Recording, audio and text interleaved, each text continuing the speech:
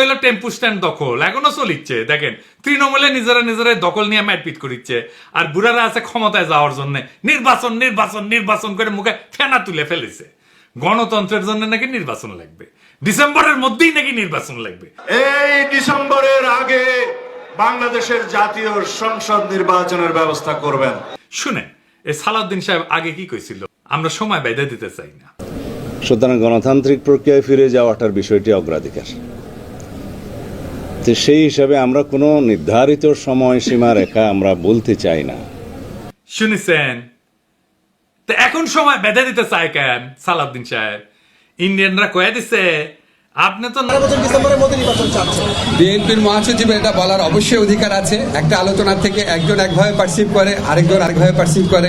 আমার কাছে ওনাদেরকে দেখে হ্যাপি লেগেছে। যখন আমাদের ডায়লগটা শেষ হয়েছে মনে হয়েছে ওনাদের মনে যে প্রশ্ন ছিল এগুলো অনেক কিছু উত্তর ওনারা পেয়েছেন। আমার কাছে এটা মনে হয়েছে, ফখরুল ভাইয়ের কাছে অন্যরকম মনে হতে পারে। কি প্লিজ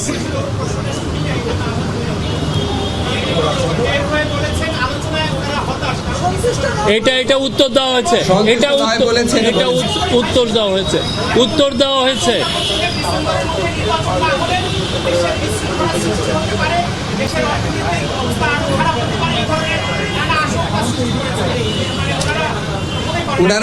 আমার এটা নিয়ে তো রোডম্যাপটা ঘোষণা করতে কতদিন টাইম লাগতে পারে এটা তো আলোচনা হয়নি। এটা আমাদের প্রধান উপদেষ্টা সিদ্ধান্ত নেবেন। তবে আপনারা একটা জিনিস জানেন যে আসসালামু আলাইকুম প্রিয় দর্শক শ্রোতা, প্রধান উপদেষ্টা ডক্টর ইউনূসের সাথে বিএনপির বৈঠকের পর এবার আসিফ নজরুল মুখ খুলেছেন। ভোট নিয়ে আসিফ নজরুল কি বললেন, আগামী নির্বাচন আসলে কবে হতে যাচ্ছে, গুরুত্বপূর্ণ তথ্য আছে। আশা করি নাটেনের সম্পূর্ণ ভিডিও জুড়েই থাকবেন। চলুন ভিডিওতে বিস্তারিত দেখে আসি। আমার এটা নিয়ে তো রোডম্যাপটা ঘোষণা করতে কতদিন টাইম লাগতে পারে এটা তো আলোচনা হয়নি। এটা আমাদের প্রধান উপদেষ্টা সিদ্ধান্ত নেবেন। তবে আপনারা একটা জিনিস জানেন যে নির্বাচনের এমনি আপনি যদি শিডিউল বা আগের নির্বাচনের যদি প্যাটার্ন দেখেন তাহলে আপনার শিডিউল ঘোষণা করার পর মোটামুটি 60 ডেজ দিলেই হয়। তো সেই হিসাবে যখন আমরা নির্বাচন করবো তার অন্তত 2 মাস আগে আমাদেরকে রোডম্যাপটা ঘোষণা করতে হবে। প্লিজ উলি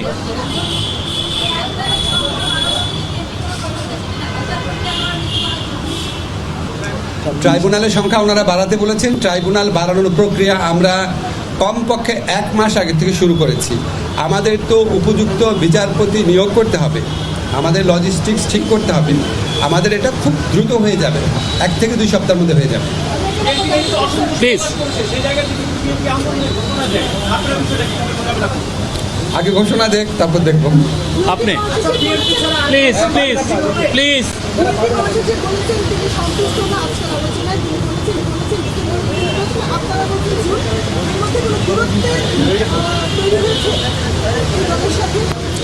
কোনো দূরত্ব তৈরি হয় নাই। আপনি আমার প্রশ্নের উত্তর আমি দিলাম। তো আপনার কাছে মনে উনি ফখরুল ভাই এসে বলেছেন ওনার সন্তুষ্ট না। আমরা আলোচনার শেষ প্রান্তে আলোচনাকালে আমাদের কাছে মনে হয়েছে আমাদের অনেক ব্যাপারে ব্যাখ্যা ওনারা বুঝতে পেরেছেন। আমাদের কাছে মনে হয়েছে ওনারা সন্তুষ্ট। আর একটা কোশ্চেন নিব, লাস্ট কোশ্চেন। হাসিনার বিরুদ্ধে লড়াই যারা করেছি তারা কেন ঐক্যবদ্ধ নাই? এটা একটা সাধারণ মানুষের প্রশ্ন। এই প্রশ্নটা সঙ্গত, আর এটাও সঙ্গত যে আমাদের ঐক্য থাকারও কথা না। দ্বিতীয় বিশ্বযুদ্ধে হিটলারের বিরুদ্ধে আমেরিকা, রাশিয়া, ব্রিটেন একসাথে লড়াই করেছে। এদের বলা হয় যে মিত্র বাহিনী। তো হিটলারের পতন হওয়ার পরে রাশিয়ার আমেরিকার মিত্রতা কি থাকিছে? থাকে না। এই 2 শক্তি ঠান্ডা যুদ্ধে লিপ্ত হয়েছে, তাই না? অত দূরে যাইতে হবে না। 1990 খালেদা জিয়ার হাসিনা ঐক্য ছিল না, তারা একসাথে এরশাদকে হটানোর লড়াই করেছে না, থাকছে ঐক্য? থাকে নাই। হাসিনা বিরোধী ঐক্য নষ্ট করার দায় পড়ে বিএনপি। প্রথমে শুরু হইলো টেম্পু স্ট্যান্ড দখল, এখনো চলিচ্ছে। দেখেন তৃণমূলে নিজেরা নিজেরাই দখল নিয়ে মারপিট করিচ্ছে, আর বুড়ারা আছে ক্ষমতায় যাওয়ার জন্য নির্বাচন নির্বাচন নির্বাচন করে মুখে ফেনা তুলে ফেলেছে। গণতন্ত্রের জন্য নাকি নির্বাচন লাগবে, ডিসেম্বরের মধ্যেই নাকি নির্বাচন লাগবে। এই ডিসেম্বরের আগে বাংলাদেশের জাতীয় সংসদ নির্বাচনের ব্যবস্থা করবেন। শুনে এই সালাউদ্দিন সাহেব আগে কি কইছিল, আমরা সময় বেঁধে দিতে চাই না। সুতরাং গণতান্ত্রিক প্রক্রিয়ায় ফিরে যাওয়াটার বিষয়টি অগ্রাধিকার। তো সেই হিসাবে আমরা কোনো নির্ধারিত সময়সীমা রেখা আমরা বলতে চাই না। শুনেছেন? তো এখন সময় বেঁধে দিতে চায় কেন সালাউদ্দিন সাহেব? ইন্ডিয়ানরা কয়ে দিছে আপনি তো 9 বছর ওদের আতিথেয়তায় ছিলেন, আপনার দলের লোকেরাই তো মনে করে আপনি কম্প্রোমাইজ। আপনি ভারত সরকারের আশ্রয় থেকে রাজনৈতিক কর্মকাণ্ড চালাইতেন কেমনে কেমনে আপনারা চালাইতে দিত? আপনার দলের লোকেরাই বলেছিল, দেখেন কি লিখেছে, বিএনপির নেতা কর্মীদের বড় একটা অংশ এখনো সালাউদ্দিন আহমেদকে পরিপূর্ণভাবে মুক্ত বা স্বাধীন বলে মনে করেন না। তাদের যুক্তি, সালাউদ্দিন আহমেদ আদালতে খালাস পেয়েও দেশে ফিরতে পারছেন না, তিনি দীর্ঘ 9 বছর ধরে ভারতে আছেন, সেখানে কতটা প্রভাব মুক্ত থেকে তার পক্ষে শক্ত রাজনৈতিক ভূমিকা পালন করা সম্ভব তা নিয়ে অনেকের মধ্যে সংশয় আছে। ভারতে যখন উদ্ধার হয়েছিলেন তখন আপনার দেওয়া স্টেটমেন্ট নিয়ে বিবিসিও সন্দেহ করেছিল। আপনি বলেছিলেন মুখোশ পরা লোক আপনারে ফেলাই গেছে, নিজেরও মুখ ঢাকা ছিল। তো প্রশ্ন করেছিল, মুখ ঢাকা থাকলে আপনি কেমনে দেখলেন মুখোশ পরা লোক ফেলাই গেছে আপনারে? যাই হোক, এ বিষয়ে পরে আসবো, আরো মেলা আছে। তারপরে তো এস আলম কেস আছেই। মানুষে মনে করে এস আলমের ব্যবসা এখন সালাউদ্দিন সাহেব দেখে। এমনি এমনি গাড়ির চুরি ছিল তাই না। সালাউদ্দিন সাহেব যখন ধরা পড়েছিল না, তখন এস আলমের ব্যাংকের এক ম্যানেজারের বাসার থেকে ধরা পড়েছিল। এস আলমের সাথে আপনার এত খাতির কেন সালাউদ্দিন সাহেব? আবার সালাউদ্দিন সাহেব কইছে, বারবার মনে করাই দেবে প্রফেসর ইউনূসের সরকার অনির্বাচিত। কিন্তু একটি নির্বাচিত সরকারের বিকল্প তো আপনারা হতে পারেন না, আপনারা অবশ্যই অনির্বাচিত। সেটা প্রতিদিনই আপনাকে স্মরণ করিয়ে দেওয়া হবে। কেন সালাউদ্দিন সাহেব মনে করাই দিতে হবে কেন? প্রফেসর ইউনূসের সরকারকে আপনার মতো ডিমেনশিয়া আক্রান্ত, আপনার তো ব্রাহ্মী রসায়ন খাইতে হবে। দেখেন কতজন আওয়ামী আমলের নির্যাতনের শিকার হয়ে মারা গেছে তার সংখ্যা আপনি বলতে পারেন না, শোনান এডিটর সাহেব। প্রায় 2600 কতজন আমার ঠিক মনে নাই, মোর দেন 2600 রাজনৈতিক নির্যাতনের শিকার হয়ে আওয়ামী সন্ত্রাসীদের হাতে এবং সরকারি বাহিনীর হাতে নিহত হয়েছে। প্রধান রাজনৈতিক দলের প্রধান মুখপাত্র, যার রাজনীতি করা ছাড়া আর কোনো কাজ নাই, সে শহীদের সংখ্যা ভুলে যায়। শুধু শহীদের সংখ্যা ভুলে যাওয়া না, 24-এর বিপ্লবকে বিপ্লব বললে স্বীকার করতে চায় না। শুনেন, এই সালাউদ্দিন সাহেব এর আগে কতবার এই আগস্ট বিপ্লবকে বিপ্লব বলিছে দেখেন। কক্সবাজার আরও 2 সন্তান এই জুলাই আগস্ট বিপ্লবে শহীদ হয়েছে। দেখেছেন? আরো দেখেন, জনগণ তাদের গণতান্ত্রিক অধিকার ফিরে পাওয়ার জন্য এই গণবিপ্লব সংগঠিত করেছে। দেখেছেন? আরো আছে দেখেন। পৃথিবীতে একটা নজিরবিহীন ছাত্র জনতার বিপ্লব হয়েছে, সেই বিপ্লবকে পৃথিবীর সামনে দেখিয়ে দিতে হবে এই রক্তাক্ত বিপ্লবের মধ্য দিয়ে। দেখেছেন?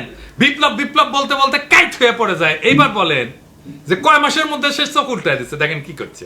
এদেশে গণতান্ত্রিক গণঅভ্যুত্থান, ছাত্র গণঅভ্যুত্থান সৃষ্টি করেছে। কেউ যদি এটাকে বিপ্লব বলতে চায় তাহলে আমি দুঃখ প্রকাশ করব, এটা কোনো সামাজিক বিপ্লব নয়। তো সালাউদ্দিন সাহেব, আপনার এটা মুখ না হাসিনার সাথে তফাৎ কি? হাসিনা চোখে মুখে মিছা কথা কইতো, আর সালাউদ্দিন সাহেব নিজে যা বলছে সেইটা 1 বছর না যাইতেই ঘুরে ফেলছে। ক্ষমতায় গেলে কোনো প্রতিশ্রুতি রাখবে না, তার স্যাম্পল তো এখানেই। আর সে কি রাজনীতি, সংবিধান এসব বুঝে? এই সমস্ত কথাবার্তা যে কয়, আসেন এটা একটু দেখি। সে বলছে নির্বাচিত সংসদ সংবিধান সংশোধন করবে। শুনেন, সংবিধান সংশোধন করবে কে? একটি সংসদ, জাতীয় সংসদ, গণতান্ত্রিকভাবে নির্বাচিত একটি রাজনৈতিক সরকার, একটি জাতীয় সংসদ সংবিধান সংশোধন করার এখতিয়ার রাখে। ওই সংবিধানও বুঝে না। বাংলাদেশের জনগণ সংবিধান রচনা করবে। অবাক ব্যাপার কি জানেন? বাংলাদেশের মানুষ এই 55 বছরে একবারও নিজের সংবিধান নিজে রচনা করতে পারেনি, একবারও না। বিষয়টা বুঝায় বলি, ধরেন আপনি পরীক্ষা দেবেন, আপনার প্রশ্ন করবে কে? আপনার টিচার তো, তাই না? আপনি তো আপনার পরীক্ষার প্রশ্ন তৈরি করতে পারেন না। সংবিধান রচনা বা সংশোধন সেই রকম। আপনি যখন সংসদে বসেন তখন আপনি সংবিধানের আলোকে তার নির্দেশনায় আইন তৈরি করেন। আইন তৈরি করাই সংসদের কাজ, এলাকার উন্নয়ন সংসদের কাজ না। এলাকার উন্নয়ন পৌরসভার কাজ বা সিটি কর্পোরেশনের কাজ বা ইউনিয়ন পরিষদের কাজ। সংসদ সদস্য আসলে পৌরসভার চেয়ারম্যান মনে করে নিজেকে। রাষ্ট্র তাই করে, তার মাধ্যমে উন্নয়ন প্রকল্প করে। এর ফলে যাদের উন্নয়ন করার কথা, যে স্থানীয় সরকার, তারাও শক্তিশালী হয় না, আর এই এমপি গুলো ধান্দার মধ্যে ঢুকে যায়। উন্নয়ন প্রকল্প করলে টাকা খরচা করবে এমপি, টাকা মারা যাবে উন্নয়ন প্রকল্প থেকে। যেই সংবিধানের আলোকে আইন তৈরি করবে সেই সংবিধানে সে হাত দিতে পারবে না। তো এই উন্নয়ন প্রকল্পে কেন এত এমপির খায়েশ জানেন? উঠে গেলে টাকা মারা যাবে উন্নয়ন প্রকল্প থেকে। এই জন্যই এই এমপি হইতে চায়। যেই সংবিধানের আলোকে আইন তৈরি করবে সেই সংবিধানে তো সে হাত দিতে পারবে না, তাইলে তো সে সংবিধান এমন ভাবে বানাবে যে তার সুবিধা হয়। তাই সংবিধান রচনা করে গণপরিষদ। গণপরিষদের কাজ শুধু সংবিধান রচনা করা, সেই সংবিধানের আলোকে সংসদ নির্বাচন হবে, তখন গণপরিষদ ভেঙে যাবে। বিএনপি বলে আমরা নাকি নির্বাচন চাই না, মিছা কথা। আমরা নির্বাচন চাই, যত দ্রুত নির্বাচন সম্ভব সেটাই চাই, কিন্তু সেই নির্বাচন গণপরিষদের নির্বাচন, যা একটা নতুন সংবিধান রচনা করবে। বরং বিএনপি নির্বাচন চায় না, বিএনপি গণপরিষদ নির্বাচন চায় না, কারণ গণপরিষদ তো তাদের লুটপাটের রাস্তা বন্ধ করে দেবে নতুন সংবিধান লিখা, তাই তারা সংসদ নির্বাচন চায়। আপনারাই বলেন, হাসিনা যে সংবিধান রেখে গেছে, যে সংবিধান খালেদা জিয়া ছুঁড়ে ফেলে দিতে চাইছেন, সেই সংবিধান বদলাইতে চায় না কেন বিএনপি? এই প্রেম কেন হাসিনার সংবিধানের প্রতি, সেটা আমরা জানতে চাই। নয়তো ব্যাখ্যা দেন কেন খালেদা জিয়া সংবিধান ছুঁড়ে ফেলে দিতে চাইছিলেন। সে বলে প্রফেসর ইউনূসের সরকার অনির্বাচিত সরকার। আসেন এটা একটু বুঝে দেখি, আগে এটা শুনে। কিন্তু একটি নির্বাচিত সরকারের বিকল্প তো আপনারা হতে পারেন না। আপনারা অবশ্যই অনির্বাচিত, সেটা প্রতিদিনই আপনাকে স্মরণ করিয়ে দেওয়া হবে। সালাউদ্দিন সাহেব 1975 7 নভেম্বর থেকে 1978 সাল 3 জুন পর্যন্ত জিয়াউর রহমানকে নির্বাচিত সরকার ছিল। দুনিয়ার কোথাও আছে অন্তর্বর্তীকালীন সরকার নির্বাচিত হয়? আন্দাবরি কথা বলেন কেন? নির্বাচিত অনির্বাচিত প্রশ্ন আসছে কেন? ওই যে ইন্ডিয়া বলে দিছে না আনইলেক্টেড সরকার, এটাই শিখাই দিছে ইন্ডিয়া বিএনপি, তাই জপিচ্ছে। ওই যে দিল্লি রয়টার্সে লেখা হইলো না আনইলেক্টেড সরকার, এই যে দেখেছেন, an unelected interim government led by Nobel Peace Prize laureate Mohammad Yunus. ওই যে কইছে না ইংরেজিত কিবেন কইছে, ইংরেজিত যেহেতু কইছে ঠিকই কইছে। তারপর থেকে বিএনপি জপিচ্ছে আনইলেক্টেড অনির্বাচিত। আরে অন্তর্বর্তীকালীন সরকার তো অনির্বাচিত হয় না বেকু। প্রশ্ন হচ্ছে সরকার বৈধ কিনা, যে এটা বৈধ সরকার। আপিল বিভাগের মতামত নিয়ে সরকার গঠন করেছে সুপ্পু, তো করে প্রিয় সুপ্পু, বিএনপি প্রিয় সুপ্পু, নাকি এখন সুপ্পু তিতা হয়ে গেছে? আইনের কোনো ফাঁক নাই কলে। আর এই সরকারের সকল কাজের বৈধতা দিবে সেটা সালাউদ্দিন সাহেবের দলই হোক বা অন্য কোনো দলই হোক, যেই আসুক ক্ষমতা। সালাউদ্দিন সাহেবের দলের আসার সম্ভাবনা কম, অন্য দলই হয়তো আসবে। পরবর্তী সরকার ক্ষমতা আসলে যার প্রথম কাজ হবে প্রফেসর ইউনূসের সরকারের সকল কাজকে বৈধতা দিয়ে আইন তৈরি করা, এটা তাকে করতেই হবে, না হলে তার সরকার অবৈধ হবে। বিএনপির সাথে আমাদের সমস্যা নির্বাচন নিয়ে না, বিএনপির সাথে আমাদের তফাৎ হাসিনার ব্যবস্থা টিকায় রাখে আগে সংসদ নির্বাচন, নাকি হাসিনার ব্যবস্থা কবর দেওয়ার জন্য আগে গণপরিষদ নির্বাচন। তফাৎ খুব পরিষ্কার। বিএনপি চায় হাসিনার ব্যবস্থায় থাকুক, আগের মতোই সংবিধান থাকুক, আর আমরা চাই হাসিনার ব্যবস্থা বদল করার জন্য গণপরিষদের নির্বাচন হোক আগে, নতুন সংবিধান তৈরি করি, নতুন সংবিধানের অধীনে সংসদ নির্বাচন। এত নির্বাচন করতেছেন, দলের মধ্যে নির্বাচন করে কমিটি তৈরি করতে পারেন না কেন?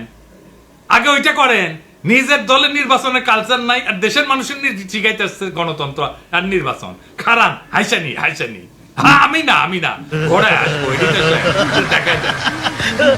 এতদিন কোন কমিটিটা নির্বাচন করে আপনি করতে পারছেন?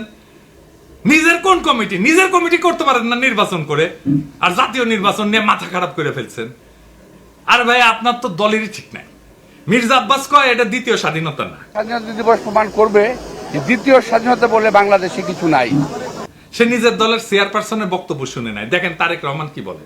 1971 এর মুক্তিযুদ্ধ আর 2024-এর মুক্তিযুদ্ধ, উভয় মুক্তিযুদ্ধেই জনগণের বার্তা একটি। কি সেটি? সেই বার্তা হলো শর্ত দিয়ে স্বাধীনতা হয় না। স্বাধীনতা প্রিয় জনগণ স্বাধীনতা অর্জন কিংবা স্বাধীনতা রক্ষায় কোনো শর্ত মানে না, মানতে রাজি না। গণহত্যাকারী স্বৈরাচারী হাসিনা পালিয়ে যাবার পরে বাংলাদেশ থেকে, প্রিয় বাংলাদেশ থেকে আমি যত মানুষের সাথে কথা বলেছি, প্রতিটি মানুষ অনুভূতি প্রকাশের প্রথম উচ্চারণ ছিল বাংলাদেশ স্বাধীন হয়েছে। স্বাধীন বাংলাদেশ থেকে বলছি। দেশ এবং জনগণকে স্বাধীন করতে গিয়ে চোখে মুখে বুকে গুলি আলিঙ্গন করা আবু সাইদ কিংবা মুগ্ধের মতন হাজারো ছাত্র ছাত্রী, তরুণ তরুণীকে প্রাণ বিসর্জন দিতে হয়েছে। শুনেছেন, এই দলের প্রধান নেতা বলে এক কথা, স্থায়ী কমিটির নেতা সারিন্দা বাজায় আর এই দল দেশ চালানোর মতো লায়ক হয়েছে। আগে নির্বাচন দিয়ে কমিটি বানান, দেখি কেমন গণতন্ত্র ঠিকানে, তারপরে দেশের গণতন্ত্রের ঠিকা নিয়েন। আপনি আসরি ধর্ম পরের শিখাও। ওই যে পরীক্ষার কথা কইছি না, নিজের প্রশ্নপত্র নিজে বানানো যায় না, বানাবে টিচার। গণপরিষদে হইতেছে সেই টিচার যে জনগণের হয়ে প্রশ্নপত্র তৈরি করবে, সংবিধান রচনা করবে, তারপর সেই সংবিধানের আলোকে সংসদ নির্বাচন হবে। এটা হইল জনগণের মালিকানা। আর আজ যারা বলে আগে সংসদ নির্বাচন দরকার, তারা আসলে হাসিনার পুরানো খোলা খাতা দিয়ে আবার পরীক্ষা নিতে চায়, যে খাতায় শুধু দুইটা প্রশ্ন থাকে, লুটপাট আর গোলামি। আমরা চাই নতুন খাতা, নতুন প্রশ্নপত্র, নতুন পরীক্ষা, যার নাম হইল গণপরিষদ নির্বাচন। এই নির্বাচন হবে নতুন দিনের জন্য, নতুন সমাজ গঠনের জন্য, যেখানে জনগণ নিজের হাতে সংবিধান লিখবে, নিজের শাসকের হিসাব চাইবে। সংসদ না, আগে লাগবে গণপরিষদ। নির্বাচন চাই, কিন্তু সেই নির্বাচন যেটা হাসিনার ব্যবস্থাকে কবর দিয়া ভবিষ্যতের বাংলাদেশকে জন্ম দেবে, সেই নির্বাচন চাই। এটাই হইল লড়াইয়ের মূল, এটাই হইল বিপ্লবের আকাঙ্ক্ষা, 24-এর বিপ্লবের আকাঙ্ক্ষা। এটাকেই আমরা বাস্তবায়ন করতে চাই। আর আপনারা বিএনপিরা সেই বিপ্লবের আকাঙ্ক্ষার সামনে পাহাড়ের সমান বাধা হয়ে দাঁড়ায় আছেন। এই বাধা আমরা মানব না। এই বাধা কিভাবে সরায় দিতে হয়, এই বাধাকে কিভাবে পরাজিত করতে হয়, সেইটা আমাদের জানা আছে। সেটাও টাইম মতো দেখে নেবেন। ইনকিলাব জিন্দাবাদ। প্রিয় দর্শক শ্রোতা, আপনি লিখতে পারেন কমেন্ট বক্সে যে আপনি কবে নির্বাচন চাচ্ছেন। ডক্টর ইউনূস কি আরও দীর্ঘদিন ক্ষমতায় থাক আপনি কি চান, নাকি ডক্টর ইউনূস একটি নির্বাচন দিয়ে চলে যাক এটি চান? লিখতে পারেন কমেন্ট বক্সে। আসিফ নজরুল যে কথাগুলো বললেন, এই বিষয়ে আপনার মন্তব্য থাকলে লিখতে পারেন। আজকে এই পর্যন্তই। আল্লাহ হাফেজ।